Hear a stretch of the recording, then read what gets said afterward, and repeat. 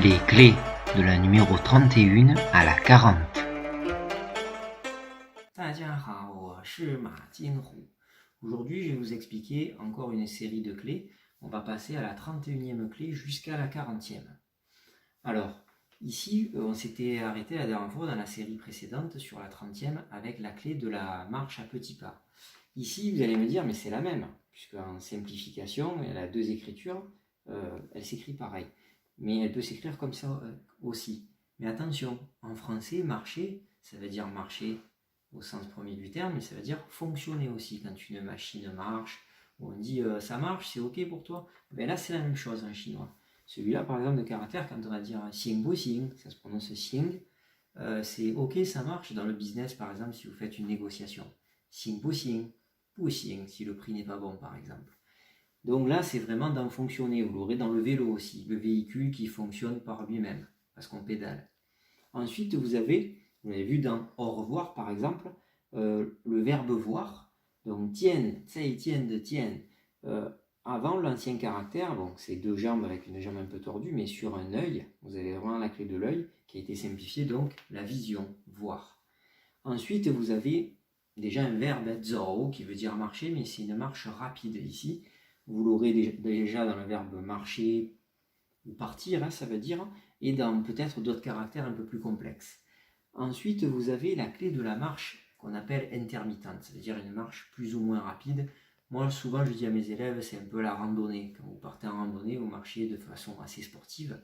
Eh bien, dans différents termes qui expriment une marche assez rapide, par exemple, aller rendre quelque chose, le verbe rendre, vous aurez cette clé, mais c'est aussi quand vous voulez montrer quelque chose pour le démonstratif, celui-ci.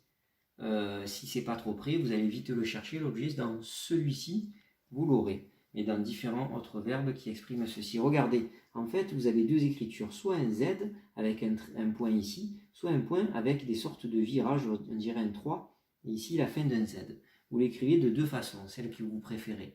Moi, souvent, j'aime bien celle-ci, pourquoi? Parce qu'en fait, on imagine une randonnée en montagne, et on monte, il y a plusieurs virages, et en haut, l'objectif, c'est la pagode chinoise en haut pour aller prier ou regarder, essayer de faire peut-être une promenade zen en essayant de regarder le paysage au coucher du soleil ou au lever du soleil. C'est magnifique, c'est très poétique. Voici une illustration de la clé de la marche.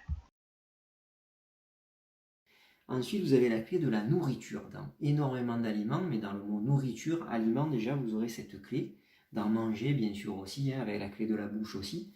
Et là, vous avez le mot aliment. C'est l'ancienne clé de la nourriture, mais dans le mot aliment, en caractère simple d'aujourd'hui, vous l'avez aussi. Là, vous avez ce qu'on appelle la clé de la déclaration des fêtes religieuses ou des fêtes en général. Donc tout ce qui est un peu festif, vous aurez soit cette clé, mais la plus récurrente, c'est celle-ci. Et dans souhaiter, par exemple, souhaiter son anniversaire, Zhu, Ni Shen Je Kuai Le, par exemple, de joyeux anniversaire. Je te souhaite un joyeux anniversaire. Dans ce verbe, il y aura cette clé. Après, vous avez deux gouttes d'eau, pas trois, parce que trois c'est l'eau, deux gouttes d'eau c'est la glace. Donc dans tout ce qui exprime le froid, dans le mot glaçon, frigidaire, la glace à manger aussi, hein, vous aurez cette clé. Et avoir froid. Après, vous avez, comme si c'était un peu une toiture, un morceau de maison, c'est un abri. Ils appellent ça l'abri rupestre, c'est-à-dire campagnard, comme un cabanon, une cabane. Voici l'illustration d'un abri, d'une grange. Et aussi, comme il y a beaucoup d'usines à la campagne, beaucoup de paysans chinois à la campagne ont changé de métier, puisqu'il y a des centaines de millions de Chinois qui sont devenus ouvriers. C'est la fabrique du monde, l'usine du monde. On dirait une usine. Dans le mot usine, il y a. Ensuite, vous avez la clé de la terre avec un petit arbre qui pousse, deux branches et la terre.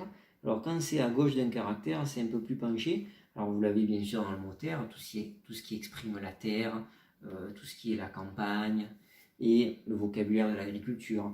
Mais dans le mur aussi. Le mur, un mur, une muraille, vous avez aussi la terre, parce qu'il y a de la terre dure, et même du riz gluant, glutineux. Des chercheurs ont découvert ceci, qui a été utilisé pour la Grande Muraille de Chine en tant que ciment. Après, vous avez la montagne. Donc, j'avais déjà montré un peu l'histoire hein, avec 1, 2, 3 sommets. 1, 2, 3 sommets, la base, et ici pour le sommet le plus haut, on trace un trait jusqu'en haut. Et enfin, l'illustration du caractère montagne et de la clé de la montagne. Tout ce qui est en rapport avec la montagne, bien sûr, et les noms de montagne, vous aurez cette clé. Voilà, je vous remercie. Je vous donne rendez-vous pour la prochaine série qui atteindra la 50e clé, de la 41e à la 50. À bientôt. 谢谢，再见。Rendez-vous sur ma chaîne Ma Jinhu. 再见。